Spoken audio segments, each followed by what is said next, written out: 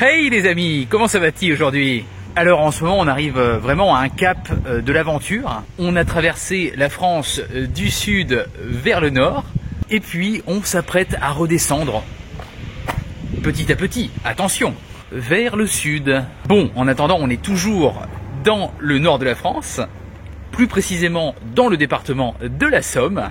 Soyez les bienvenus dans la ville d'Amiens mes amis.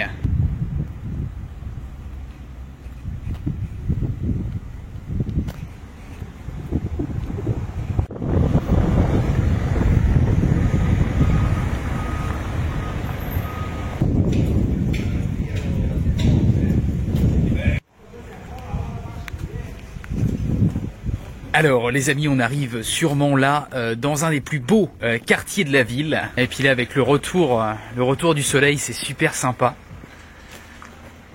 Vous avez pas vu hein, mais il est tombé ici là pendant une petite heure, une de ces rincées. Du coup je me suis posé dans un café et voilà, j'ai pas perdu de temps.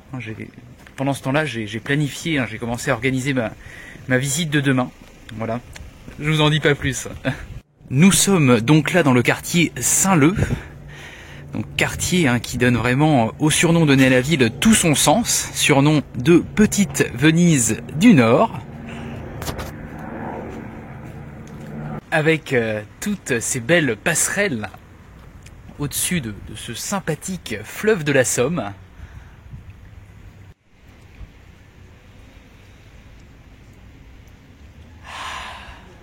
Est-ce que c'est pas mignon, Amiens?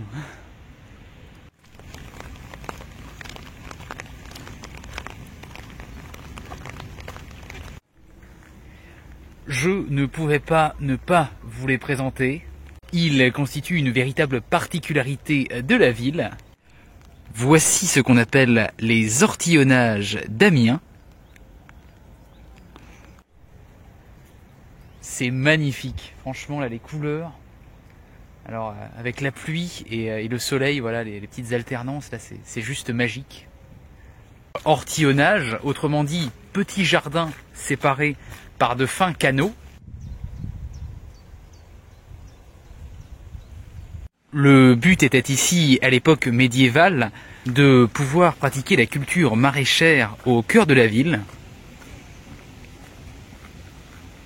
Bon, au jour d'aujourd'hui, une majorité des terres sont utilisées comme jardin d'agrément, mais une dizaine de maraîchers perpétuent encore la tradition.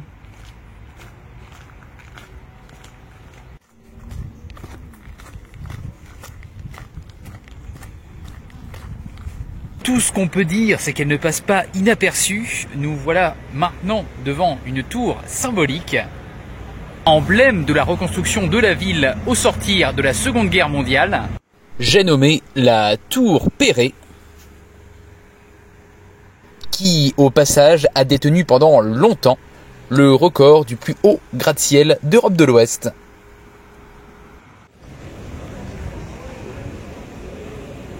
Il n'est certes pas né ici, mais y a vécu, écrit certains de ses plus grands chefs-d'œuvre, et y finira sa vie.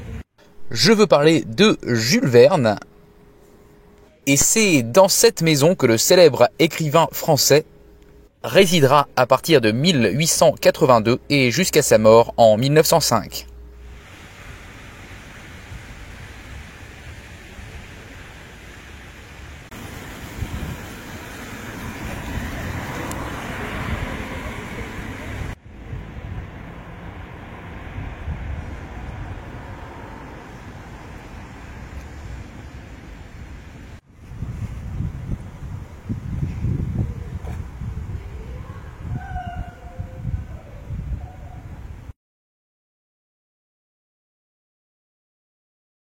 Et merci à Ethan pour la photo.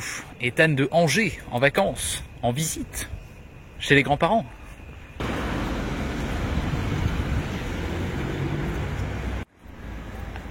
C'est ma banque.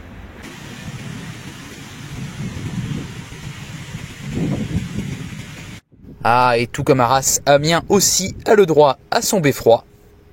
Représentant un symbole fort de prospérité et de puissance pour les communes, construit à une époque où le système entre guillemets communal remplace peu à peu le système féodal.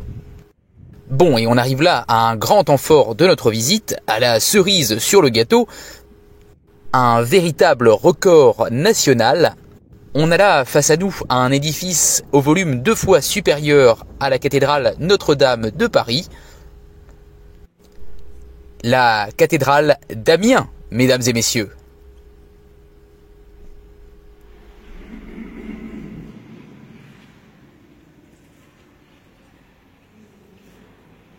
Ah, la Picardie, les Hauts-de-France, ça se passe aussi en cuisine. Et on commence là en entrée avec une spécialité du nord de la France, qui divise quelque peu sur sa prononciation. Attention, voici le pot Jovelèche.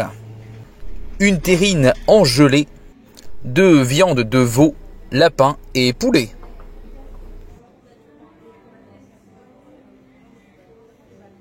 Et s'ensuit une spécialité purement picarde pour le coup, avec ici une double ficelle picarde et ses frites fraîches.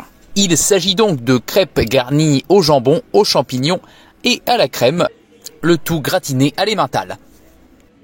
Bien voilà, un bon repas, une bonne marche, et puis au lit. Mais si je devais résumer Amiens en un mot, hein, c'est intéressant ça, un seul mot, hein, eh bien, je dirais mignon. Et vous, qu'en pensez-vous? Dites-le moi, en commentaire. Laissez, pourquoi pas, un petit like à cette vidéo si ça vous a plu. Bon, et je serai heureux de vous retrouver demain pour continuer l'aventure, toujours dans les Hauts-de-France. Hâte de poursuivre le voyage à vos côtés. À très vite les amis.